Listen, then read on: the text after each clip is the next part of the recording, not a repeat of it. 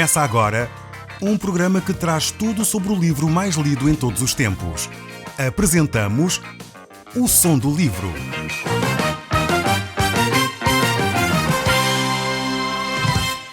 Seja muito bem-vindo. Neste podcast vai encontrar o livro mais conhecido e lido em todo o mundo.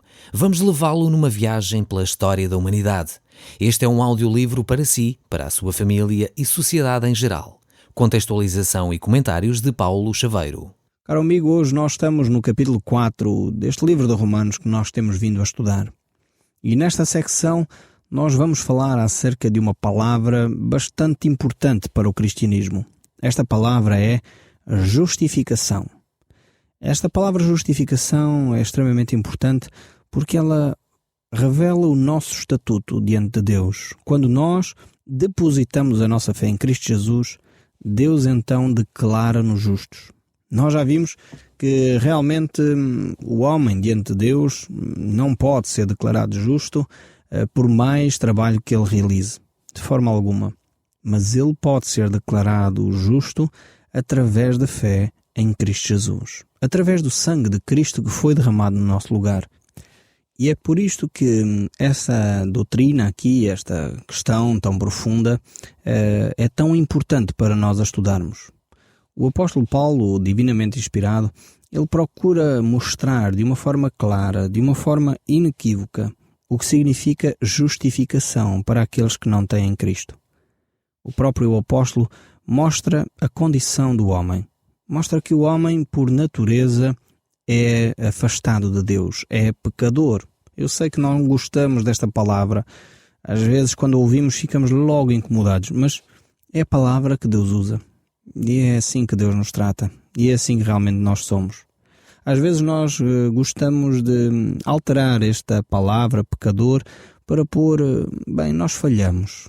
Queremos dourar a pílula, queremos, que não fique uma palavra tão dura, mas na realidade nós somos o que somos. Dizemos, nós falhamos, nós temos falhas, nós não somos perfeitos.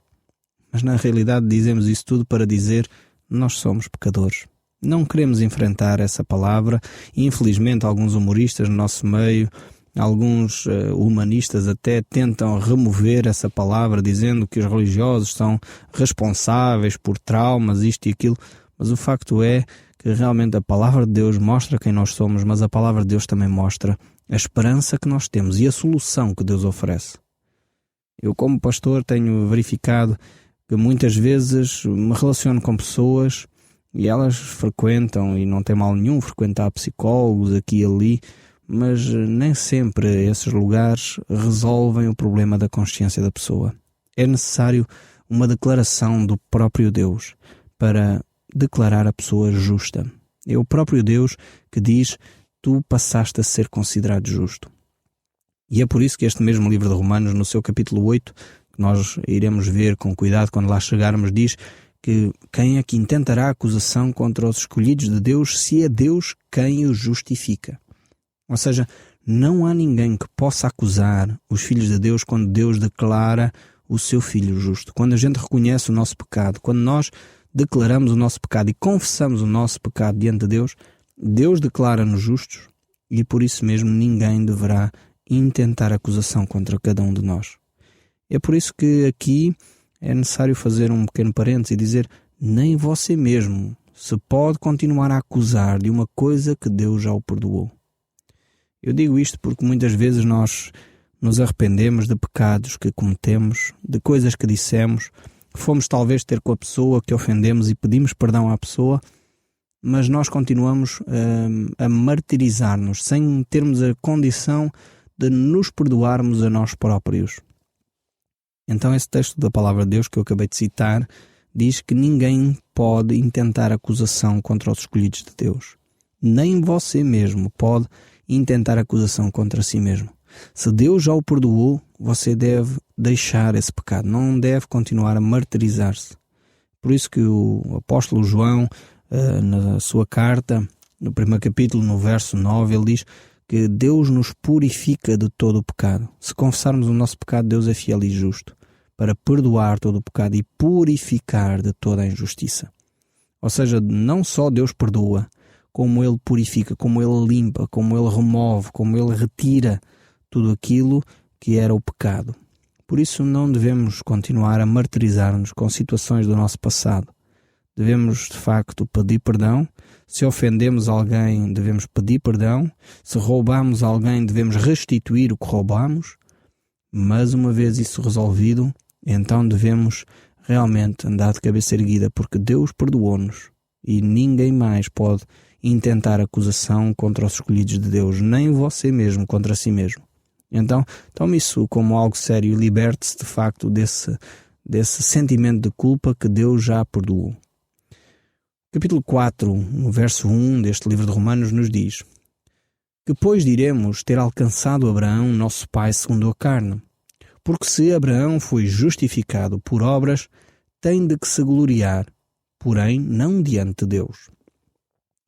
Aqui o autor do livro de Romanos, o apóstolo Paulo, vai agora trazer aqui um exemplo. Ele traz, aliás, neste texto do capítulo 4, 2 exemplos. O primeiro é de Abraão e o segundo é de Davi. E ele vai levantar a argumentação de como é que Abraão e Davi se relacionaram com Deus. Será que foi por causa da lei? Será que foi por obras da lei? Ou foi realmente por causa da sua fé? Isto revela algo extremamente importante, porque havia um conceito, e ainda hoje, infelizmente, há esse conceito em alguns cristãos, que é pelas obras que praticamos que podemos relacionar-nos com Deus. E o apóstolo Paulo, neste livro de Romanos, ele vai mostrar, de uma forma inequívoca, pelos textos bíblicos do Antigo Testamento, que mesmo no Antigo Testamento, mesmo antes que Cristo viesse ao mundo, o relacionamento com Deus já era pela fé em Cristo Jesus. Já era pela fé naquilo que iria acontecer no futuro. Se você tem acompanhado os nossos programas com alguma atenção, com alguma regularidade, quando nós falamos acerca da lei, quando falamos do livro do Êxodo, do livro de Levítico, do livro de Números, Deuteronômio, nós já tratamos desses livros aqui no nosso programa, você certamente viu que várias vezes eu fiz, referência à pessoa e ao sacrifício de Cristo. Ou seja, no Antigo Testamento já havia uma percepção que aqueles sacrifícios eram temporários. Deus estava a querer revelar-se à humanidade e ao povo de Israel em particular, apontando para a pessoa de Jesus Cristo. E Abraão e todos aqueles que se relacionavam com Deus tinham uma perfeita consciência de que os seus atos eram limitados e finitos. E por isso mesmo havia necessidade de um ato de fé em cima daqueles atos práticos. E é por isso que o apóstolo Paulo aqui vai trazer esta reflexão sobre Abraão. Abraão era realmente o pai da nação de Israel. E a pergunta é, será que Abraão então foi justificado pelos seus méritos? Será que Abraão pode gloriar-se naquilo que realizou? Foi realmente ele assim uma pessoa tão extraordinária que por causa dos seus méritos, então ele poderia gloriar-se e vangloriar-se? E é o que diz o texto bíblico, de modo nenhum. Diante de Deus, nem pensar. Porque, mais uma vez, a comparação não é entre Abraão e Moisés, ou entre Abraão e Ló, ou entre Abraão e Jó, ou entre Abraão e qualquer outra personagem bíblica. Não, a comparação, o nível de comparação é Deus. A referência é Jesus Cristo, o padrão é Jesus. E quando nós nos comparamos, quando nós nos gloriamos, temos que nos gloriar comparando-nos ou com Jesus Cristo ou com Deus. Por isso mesmo é que Abraão não poderia gloriar-se diante de Deus, de forma alguma. Ainda que as suas obras foram realmente poderosas, ele chegou ao ponto de estar disposto a oferecer o seu próprio filho, tamanha era a fé que ele tinha em Deus, mas ao mesmo tempo isso era um ato que era produzido pela fé. E mais uma vez revela os textos bíblicos que os atos práticos têm que ter como origem a fé. Não pode nunca ser invertido. Eu não posso praticar determinadas coisas para que a fé chegue lá. Não, é exatamente o contrário. Eu tenho a fé e a fé conduz-me a determinados atos. E é por essa experiência que eu então cresço um pouco mais na fé e então, tendo já essa fé, posso dar mais um passo de obediência em determinados outros atos mais difíceis, mais complexos. E é exatamente isso que o texto bíblico vai revelar acerca de Abraão.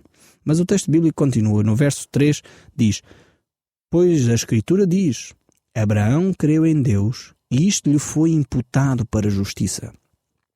Aqui temos uma revelação muito importante.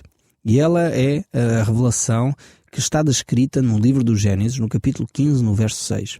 Está a falar que Abraão creu em Deus, portanto, e esta fé que ele teve em Deus lhe foi atribuída, lhe foi somada para a justiça, lhe foi confiada para a justiça.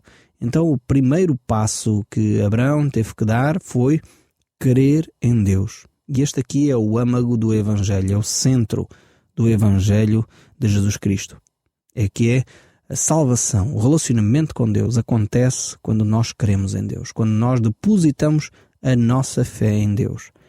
E isto acontecia no Velho Testamento e acontecia no Novo Testamento. Não é uma novidade que Jesus traz, não. Por isso mesmo, o apóstolo vai mostrar que Abraão, que é o pai da nação de Israel, necessitava crer em Deus, necessitava ter fé em Deus, apesar de estar a milhares de anos de Jesus Cristo nascer. Então, o relacionamento com Deus sempre, desde Adão e Eva, Abraão, Moisés, Davi, qualquer seja a personagem bíblica, sempre aconteceu através da fé. E é este o argumento que o apóstolo Paulo vai tentar expor aqui neste capítulo 4. Por isso mesmo ele diz no verso 4: Ora, ao que trabalha, o salário não é considerado um favor, e sim uma dívida. Agora vai usar esta imagem. Se realmente a salvação fosse, atribuída por aquilo que nós realizamos, logo não era um favor que Deus nos estava a fazer, não era uma graça, não era um presente, mas era uma dívida. Quem trabalha tem direito no final do mês a receber o seu salário. E nós temos assistido, em alguns meses, fábricas que fecham, pessoas que trabalharam meses seguidos sem receber salários. Isto é vergonhoso para o nosso país, por um lado, e é tremendo para as pessoas que tinham direito a receber esses salários e não receberam. Provavelmente essas pessoas compreendem melhor o que este texto bíblico está a querer dizer. Ou seja, quem trabalha tem direito no final da semana ou no final do mês a receber o seu salário. Não é um favor que o patrão está a fazer. É um direito que ele tem, pois ele trabalhou e, como paga desse trabalho, ele tem direito a receber o salário. E por isso mesmo é que a salvação não pode ser comparada aqui desta forma. Porque se a pessoa pudesse realizar obras, então a salvação não era uma graça de Deus. Era um direito que eu tinha. E é por isso que nós temos de ter a consciência plena de quem é o homem. E há duas razões pelas quais o homem não poderia nunca ser salvo através das suas obras. A primeira é que o homem não tem condições de fazer obras de justiça suficientes para agradar a Deus. É aquela história que eu já contei em alguns... daquela dos meus filhos, não é? Que tentam ajudar a comprar uma casa de milhares de euros com 50 cêntimos. Não dava, quer dizer, é impossível. Mesmo com muito boas intenções, aqueles 50 cêntimos não vão fazer diferença nenhuma numa dívida de milhares de euros. É a mesma coisa com o homem. Por mais obras de justiça que o homem pratique, sempre serão insuficientes diante de Deus. A segunda razão pela qual o homem não pode ser salvo pelas obras tem a ver com a sua natureza. Ou seja, o homem é pecador por natureza. Não é só pecador porque comete pecados. Não. Ele comete pecados porque ele é pecador. Eu não sei se você consegue entender este trocadilho de palavras que faz uma diferença abismal. Porque uma pessoa pode praticar pecados mesmo não sendo pecador, que é o que acontece com aqueles que têm um encontro com Deus. São declarados justos, passam a ser justos, por natureza são santos, por natureza são justos, mas continuam a ter atos de pecado. Enquanto que uma pessoa que não é justa nem é santa, a sua natureza é uma natureza pecaminosa. É por isso que a palavra de Deus nos diz, o apóstolo Pedro escreve e diz que nós passamos das trevas para a luz. E Jesus diz, necessário é nascer de novo. Então tem a ver com uma transformação de natureza. Nós poderíamos talvez ilustrar isto da seguinte forma. Não é por eu comer bananas e andar de árvore em árvore que eu me torno um macaco. Tem a ver com a natureza. Eu posso ter comportamentos de um animal, mas não quer dizer que eu sou um macaco. E então, a mesma coisa é para com os macacos. Não quer dizer por eles vestirem uma gravata e andarem de chapéu que passam a ser seres humanos. tem a ver com a sua natureza, cada um com a sua natureza distinta. Mesmo que tenham comportamentos semelhantes à natureza do outro, não quer dizer que a sua natureza foi transformada. E é aqui esta a razão também pela qual o homem, com os seus atos, não pode alcançar a salvação. É necessário que a sua natureza seja transformada radicalmente. E isso só acontece quando Deus declara o homem justo, quando Deus declara que o homem tem uma nova natureza, quando Deus declara que aconteceu o novo nascimento. Isto faz toda a diferença. E é por isso, como eu disse, que o texto bíblico diz que nós somos retirados das trevas e somos colocados na luz. Somos transformados de uma forma radical. E essa transformação radical acontece ao nível da natureza humana.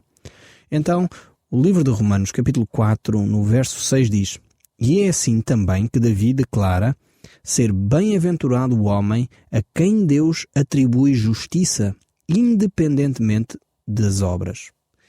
Ou seja, agora o apóstolo Paulo vai começar a utilizar o exemplo de Davi. Mas notemos bem aqui esta expressão que ele utiliza. O homem que compreende esta mensagem de que Deus atribui justiça independentemente das obras que o homem possa realizar, este homem é feliz. Eu sinceramente não sei por que razão é que durante tantos séculos no nosso cristianismo foi ensinado algo diferente daquilo que encontramos aqui neste texto bíblico. Não sei como é que as pessoas chegaram a pensar alguma vez que poderiam ser mais próximas de Deus por causa das suas obras. Poderiam ser justificadas diante de Deus por causa das suas obras. Que poderiam eventualmente comprar um pouco do seu relacionamento com Deus, do lugar, do céu, usando assim esta expressão, através das suas obras. Este texto não pode deixar dúvida na cabeça de ninguém. É feliz o homem a quem Deus atribui justiça independentemente das obras que ele pratica. Então não compreendo realmente como é que alguém pode ter dúvidas sobre isso. Mas o texto não fica só por aí. Diz ainda: bem-aventurado aquele cuja iniquidade lhe são perdoadas e cujos pecados são cobertos. O homem que alcança esta relação com Deus, que percebe realmente que o seu pecado só pode ser perdoado através da pessoa de Jesus Cristo, ele é um homem tremendamente feliz. E Davi sabia exatamente o que estava a dizer. Ele era um poeta, era um rei de Israel, mas ao mesmo tempo ele foi um homem que desobedeceu a Deus em algumas áreas da sua vida. E ele pôde experimentar o perdão de Deus, mesmo quando ele fez coisas que desonram profundamente a Deus. Eu gostaria agora de ler estes textos todos interligados para nós podermos ver o encadeamento do pensamento que o apóstolo Paulo deixa. Temos lido versos um após outro e às vezes não ficamos com a percepção do todo. Diz assim então a partir do verso 6, capítulo 4. E é assim também que Davi declara ser bem-aventurado o homem a quem Deus atribui justiça, independentemente das obras. Bem-aventurado aquele cuja iniquidades são perdoadas e cujos pecados são cobertos. Bem-aventurado o homem a quem o Senhor jamais imputará pecado. Vem, pois, essa bem-aventurança exclusivamente aos da circuncisão ou também aos incircuncisos? Visto que dizemos, a fé foi imputada a Abraão para justiça, como, pois, lhe foi imputada? Estando ele já circuncidado ou ainda incircunciso? Não no regime da circuncisão, e quando incircunciso. Ou seja, de novo o apóstolo Paulo mostra que Abraão encontrou um relacionamento com Deus ainda antes de ter-se circuncidado, ainda antes de ter essa marca de que ele realmente queria o relacionamento com Deus. Então isto revela que o nosso relacionamento com Deus deve acontecer na base da fé e não de um ritual qualquer. O verso 11 ainda nos diz: E recebeu o sinal da circuncisão como selo da justiça da fé, que teve, quando ainda incircunciso, para vir a ser o pai de muitos e de todos os que creem, embora não circuncidados, a fim de que lhes fosse imputada a justiça, e pai da circuncisão, isto é, aqueles que não são apenas circuncisos, mas também andam nas pisadas da fé, que teve Abraão, nosso pai, antes de ser circuncidado. Não foi por intermédio da lei que Abraão, ou a sua descendência, coube a promessa de ser o herdeiro do mundo, e sim mediante a justiça da fé. Pois se os da lei é que são herdeiros, anula-se a fé e cancela-se a promessa, porque a lei suscita ira, mas onde não há lei, também não há transgressão. Essa é a razão porque provém da fé, para que seja segundo a graça, a fim de que seja firme a promessa para toda a descendência, não somente ao que está no regime da lei, mas também ao que é da fé que teve Abraão. Porque Abraão é pai de todos nós, como está escrito: por pai de muitas nações te constituí perante aquele no qual creu, o Deus que vivifica os mortos e chama à existência as coisas que não existem. Vemos que realmente o apóstolo de novo traz esta reflexão sobre Abraão. E ele diz, ainda no verso 18, Abraão, esperando contra a esperança, creu para vir a ser o pai de muitas nações, segundo o que fora dito. Assim será a tua descendência. E sem enfraquecer na fé, embora levasse em conta o seu corpo amortecido, sendo já de 100 anos, a idade avançada também Sara, não duvidou da promessa de Deus, mas pela fé se fortaleceu, dando glória a Deus, estando plenamente convicto de que ele era poderoso para cumprir o que prometera. Pelo que isso lhe também foi imputado para justiça. E não somente por causa dele está escrito que lhe foi isso levado em conta, mas também por nossa causa, posto que a nós, igualmente, nos será imputado a saber, a que nós que cremos naquele que ressuscitou de entre os mortos, a Jesus nosso Senhor, o qual foi entregue por nossas transgressões e ressuscitou por causa da nossa justificação. Temos este texto bastante profundo aqui das Escrituras que revelam que a nossa relação com Deus começa realmente numa fé. E é dado o exemplo de Abraão, de Davi, que comprovam que só a fé nos pode colocar em comunhão com Deus. Eu espero que você tenha entendido aquilo que Deus lhe tem transmitido através destes textos e possa tomar as decisões de uma forma coerente com aquilo que ouviu. O Som do Livro, uma produção da Rádio Transmundial de Portugal.